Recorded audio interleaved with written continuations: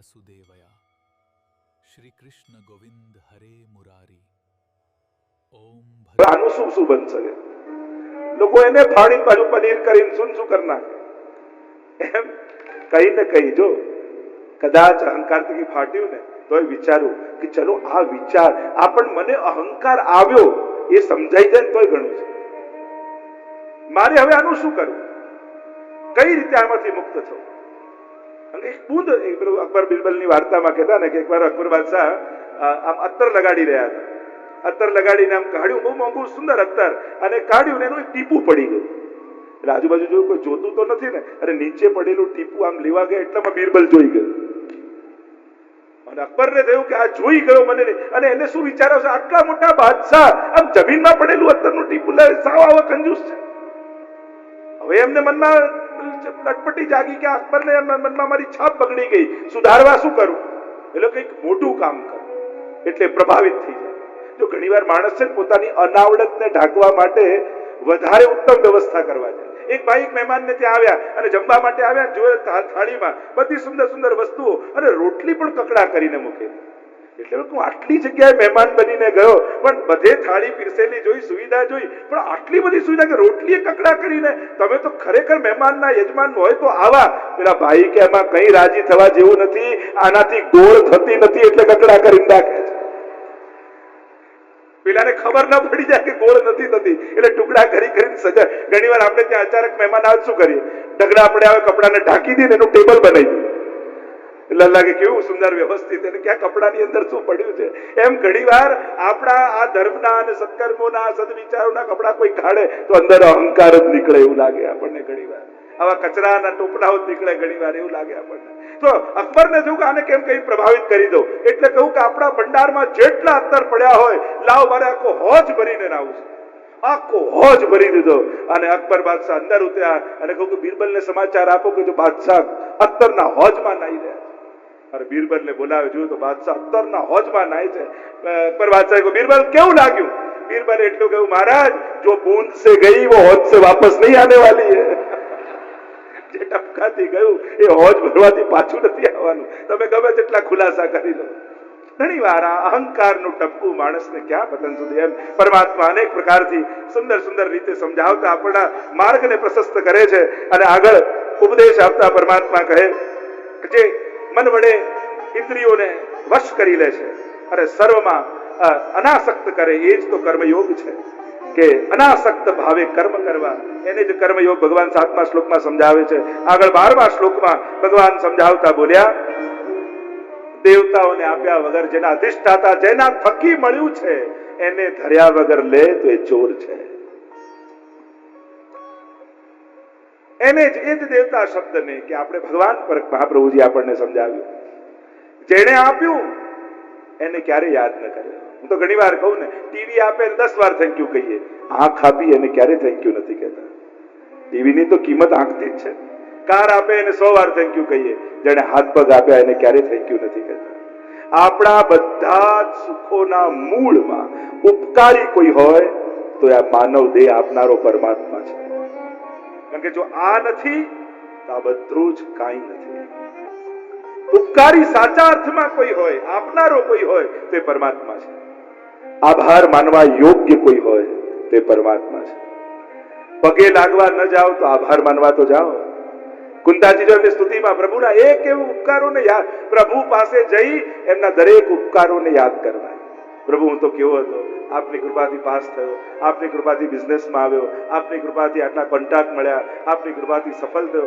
દરેક સારી ઘટનાઓને આપણે તો પ્રભુ પાસે જઈને હંમેશા બધી ખરાબ ઘટનાઓને યાદ કરીએ. જાણે એક્સિડન્ટ કરાવનારા ભગવાન જ ના હોય, બીમાર પાડનારા ભગવાન જ ના હોય, બધું ધન લઈને ભગવાન જ ના હોય, બધી દુર્ઘટનાઓને યાદ કરીએ.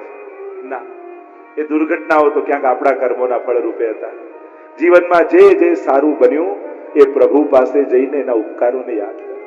તારા ઉપકાર છે શ્રીનાથજી, મારી એક એક શ્વાસ તારો ઉપકાર છે. તારે કારણે જ આ જીવન છે, પરિવાર છે, ઘર છે, અને કૃપા કરીને તું મારા ઘરે બિરાજે છે.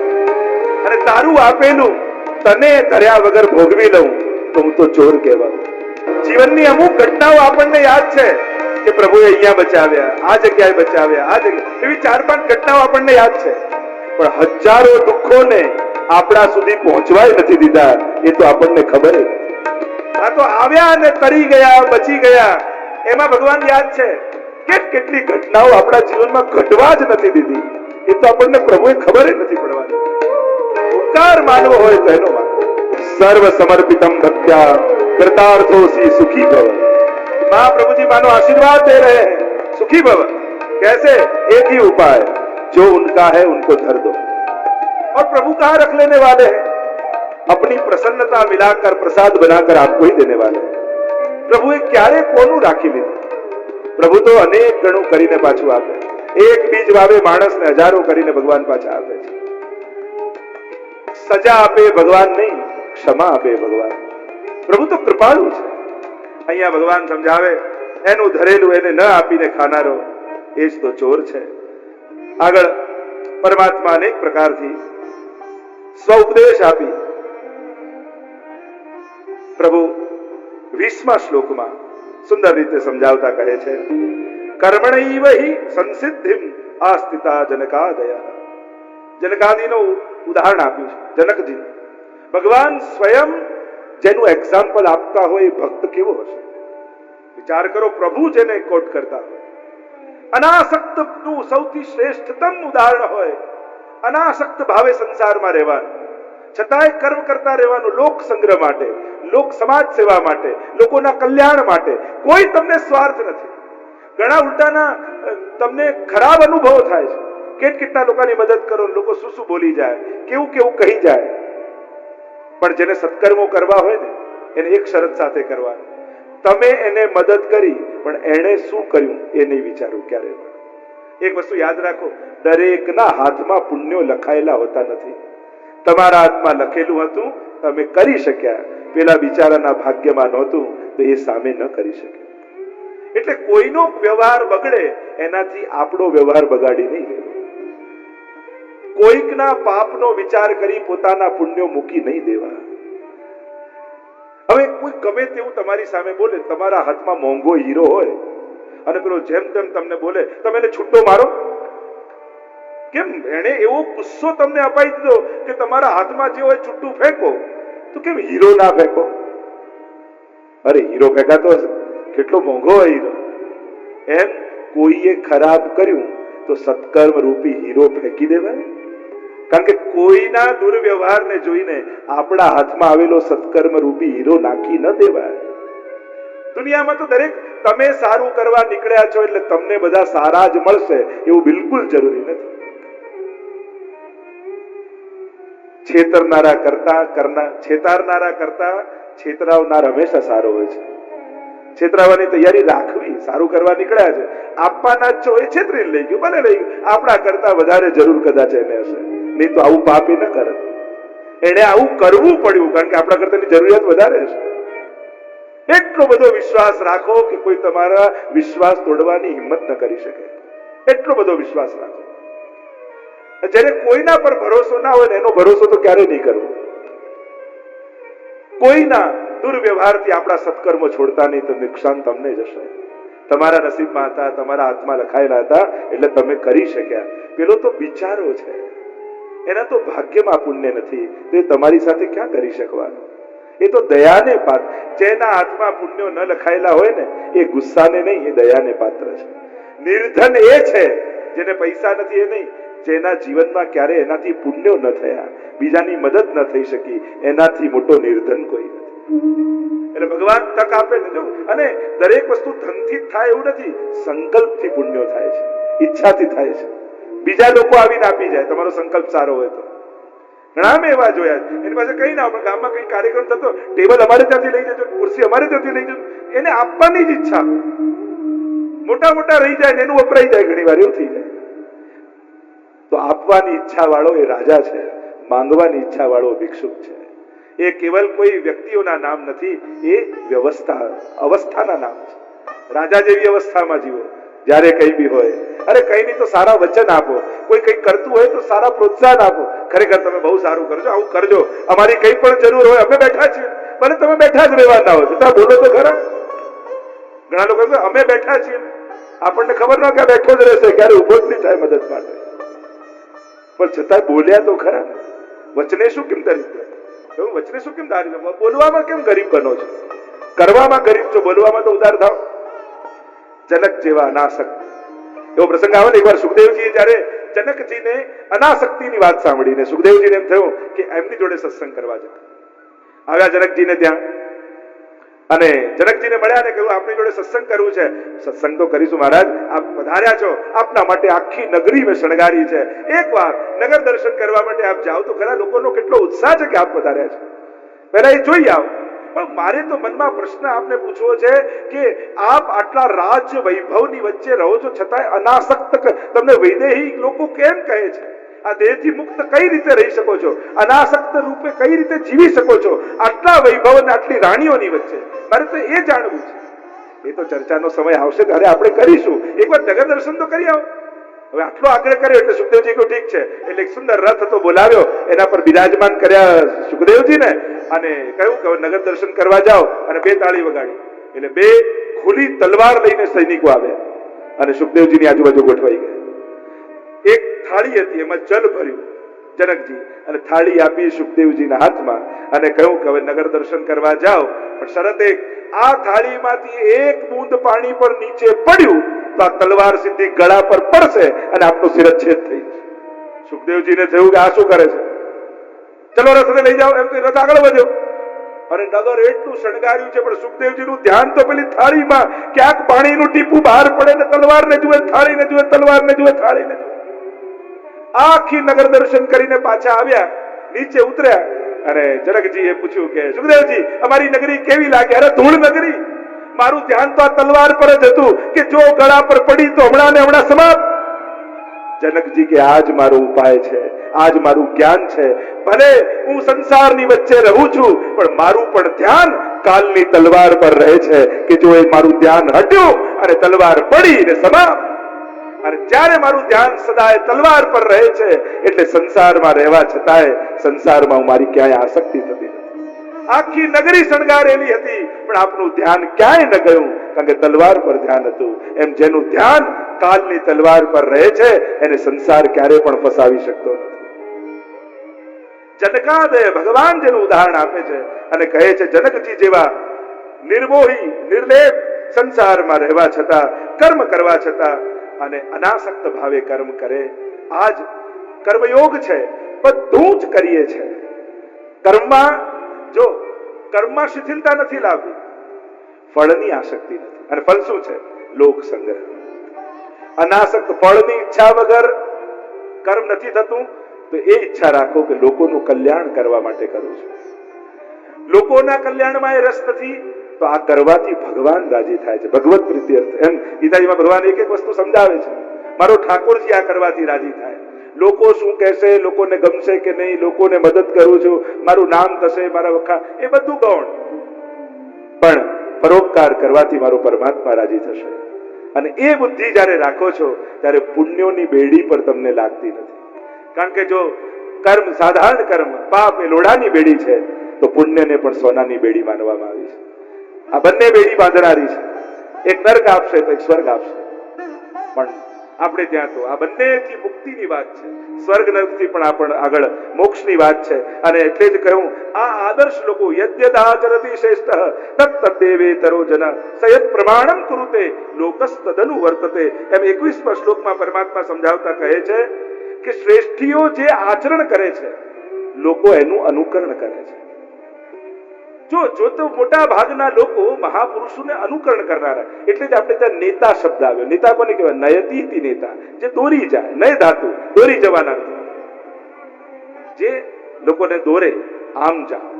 એટલે બહુ જ મહત્વનું છે તમે કોને ફોલો કરો છો. નબળા લોકોને ફોલો કરશો, નબળા એક્ઝામ્પલો લેશો તો જીવન નબળું થઈ જશે. જોને પેલા એ કર્યું વાંધો નથી આવ્યો, પેલો એ ખોટું કરે છે, પેલો એ આમ કરે છે. આપણે ઓલવેઝ નબળા એક્ઝામ્પલ લઈએ છીએ. અને કમથી કમ તમારા બાળકો, યુવાન દીકરાઓ બેઠા, એમની આગળ તો ક્યારે નબળું એક્ઝામ્પલ એમને આપી અને ખોટા અને નબળા માર્ગ તરફ કર્મમાંથી બચવાના રસ્તા ન બતાવતા.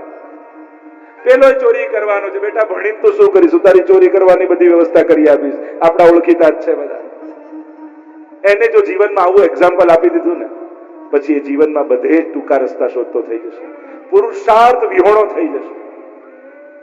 એટલે પુરુષાર્થ કરતા શીખવાડો, સંઘર્ષ કરતા શીખવાડો. અને એકવાર નપાસ થઈ ગયો તો શું થઈ ગયું, જીવન ઘણું લાંબુ છે, મહેનત કરીને હજી કંઈક કરીશું, પણ બેટા ટૂંકા અને નબળા રસ્તા ન ગોતતો. એકવાર એક વ્યક્તિને સંન્યાસ લઈને બેઠો હતો જંગલમાં, એને એક દ્રશ્ય જોયું, સિંહે એક હરણને માર્યું, ખાવાનું હતું એટલું ખાધું, પછી જતો રહ્યો સિંહ. એટલે પછી આવ્યા શિયાળ, એ ખાવા લાગ્યા, એ થોડું છોડીને ગયા તો ગીધ અને સમડીઓ આવ્યા, એ ખાવા લાગ્યા, એ ગયા તો કાગડા આવ્યા. પેલા એ સંન્યાસ લઈને જોયું, ભગવાન બધાનું પૂરું કરે છે, બધાનું કરે છે, એટલે તો મારું કરશે, મારે ક્યાં કઈ કરવાની જરૂર છે, બધાનું પૂરું કરનારો ભગવાન જ છે ને, બધું કરશે. હવે હું કઈ કાર્ય નહીં કરું, ભગવાન જમાડશે ને વ્યવસ્થા કરશે. બેસી ગયો પલાટી વાળી. એક દિવસ કઈ આવ્યું નહીં, ભૂખ્યો તરસો બેઠો છે. અરે ભગવાન બધાનું કરશે તો મારું કરશે. બીજો દિવસ કઈ ના આવ્યું, ભૂખ્યો તરસો. ત્રીજો દિવસ કઈ ના આવ્યું, અને હવે તો સાવ અંતિમ શ્વાસો ગણતો એવો થઈ ગયો, ભૂખ્યો તરસ્યો, એ પરમાત્મા રક્ષા કરવા આવો. ભગવાન પ્રગટ થઈ ગયા. પરમાત્માને જોઈને કહ્યું, અરે પ્રભુ આ બધાનું પૂરું કરો, મારું કેમ ન કરો? તારું એટલા માટે પૂરું ના કર્યું કે તે નબળું ઉદાહરણ લીધું. સિંહે હરણને મારીને ખાધું એમ સિંહનું એક્ઝામ્પલ ન લીધું, પણ શિયાળો, ગીધ અને કાગડાના ઉદાહરણ લીધા. અને નબળા પસંદ કરે એની જોડે હું ક્યારે હોતો નથી. તારે તો સિંહને જોવું હતું કે એને પરિશ્રમ કરી જંગલનો રાજા હોવા છતાં પુરુષાર્થ કરીને મારીને ખાધું. પણ બચેલું ખાનારાના એક્ઝામ્પલો લે, એની જોડે હું ઉભો ન રહું. જે પુરુષાર્થ કરીને કમાય, હું તો એની જોડે ઉભો છું. એમ જીવનમાં યદ્યદાચરતિ શ્રેષ્ઠ, શ્રેષ્ઠીઓ જેમ આચરણ કરે એમ બધા જ ફોલો કરતા. સયત પ્રમાણમ કુરુતે, લોકો માટે જ પ્રમાણ છે. લોકસ તદનુ વર્તતે, લોકો એને ફોલો કરનારા છે. એટલે જીવનમાં શ્રેષ્ઠીઓ આઈડિયલ બને, આદર્શ બને. ઘરમાં કોઈ એક ચિત્ર પણ એવું રાખજો કે જેને જોઈને ઇન્સ્પિરેશન મળતી હોય, જેને જોઈને પુરુષાર્થ કરવાની ઈચ્છા થતી હોય, જેને જોઈને ભક્તિ કરવાની ઈચ્છા થતી હોય, જેને જોઈને માળા ફેરવવાની ઈચ્છા થતી હોય, એવા ફોટા ઘરમાં રાખજો કે જેથી એને જુઓ તો જીવનમાં કંઈક પ્રેરણા મળે, પુરુષાર્થ કરવાની, કંઈક પામવાની પ્રેરણા મળે. એવા લોકોના ચિત્રો રાખવા. સવારે 2 મિનિટ એને વંદન કરીએ ને તો એ જીવનમાં કંઈક બળ મળે, જીવન જીવવાનો બળ મળે. અને જે દિવસથી આપણા સમાજમાં નબળા લોકો આઈડલ બન્યા, ત્યારે સમાજ પણ નબળાઈ તરફ જવા લાગ્યો. સમાજના માધ્યમથી સત્કર્મો કરી કરીને થાકી જાય, એનો ક્યારે ફોટો ના આવે, પણ એક ખૂન કરે તો 24 કલાક ચેનલમાં ચાલે.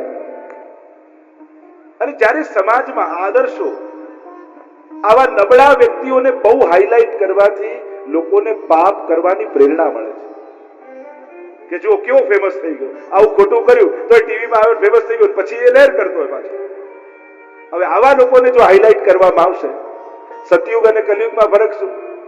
ત્યાં રાવણે એક હરણ કર્યું, અત્યાર સુધી લોકો કોઈ દીકરાનું નામ રાવણ રાખતા નથી. એટલું એને બદનામ કર્યું કે આવું કામ ન થાય. અને આજે છાપાઓમાં કેટલા લોકોના ફોટા, નામ ને પાપ ના આવે, બીજા દિવસે ભૂલી જાય માણસ કે આવું કઈ ઘટના ઘટી છે. કિમ પંથ, મહાભારતમાં પ્રસંગ આવે છે, યક્ષ પ્રશ્ન કરે છે યુધિષ્ઠિરને, કિમ પંથ, પંથ કોને કહેવાય? કે મહાજનો યેન ગતાસ પંથા, જેના ઉપર મહાપુરુષો ચાલ્યા હોય એને પંથ કહેવાય. અને આપણે બધા મહાપ્રભુજીને આપણા જીવનને આઈડિયલ બનાવીને રહીએ છીએ, જેમનું જીવન સદાય સમાજના કલ્યાણ માટે. નથી જોયો તાળ, તડકો, વરસાદ, એક ધોતી ઉપરના ઓઢી ભારતના ખૂણે ખૂણે એક ઝૂંપડામાં પણ દૈવી જીવ રહેતો હોય, મહાપ્રભુજી ત્યાં સુધી પહોંચ્યા છે. આવા મહાપુરુષો આઈડિયલ રૂપે આપણને જીવનમાં મળ્યા છે. મહાપ્રભુજી, ગુસાઈજી, ગોકુલનાથજી, હરિરાયજી કેટલા પરિશ્રમ કરી ભક્તિનો માર્ગ પ્રસ્થાપિત કર્યો છે. જનમાં અને ઘરમાં ભક્તિની સ્થાપના કરી છે. અને જ્યારે આવા આદર્શો ભળ્યા હોય, એટલે જ પુષ્ટિ માર્ગ આદર્શોને લઈને ચાલે છે. ઘણા લોકો તો પુષ્ટિ માર્ગમાં બધું બહુ અઘરું, બહુ નિયમ નથી, ડિસિપ્લિન છે. જો ભણતર તો બધે સરખું હોય, જે સ્કૂલનું ડિસિપ્લિન સારું હોય ને એ સ્કૂલ સારી કહેવાય. પુષ્ટિ માર્ગમાં ડિસિપ્લિન બહુ છે. આમ બોલાય, આમ બેસાય, આ રીતે બોલવાનું, આ રીતે બેસવાનું, આ રીતે ભોગ ધરવાનું, આવા વસ્ત્રો પહેરવાના, આ રીતે જવાનું, કેટલું બધું ડિસિપ્લિન. તમે ફોજમાં જાઓ, તમે કોઈ સારી સ્કૂલ, તમે સાદા અહીંયા દૂન સ્કૂલ આ બધા હોય છે જે હોસ્ટેલમાં ને રહેતા હોય તો કેટલું ડિસિપ્લિન, કેટલું ટાઈમ ટેબલ.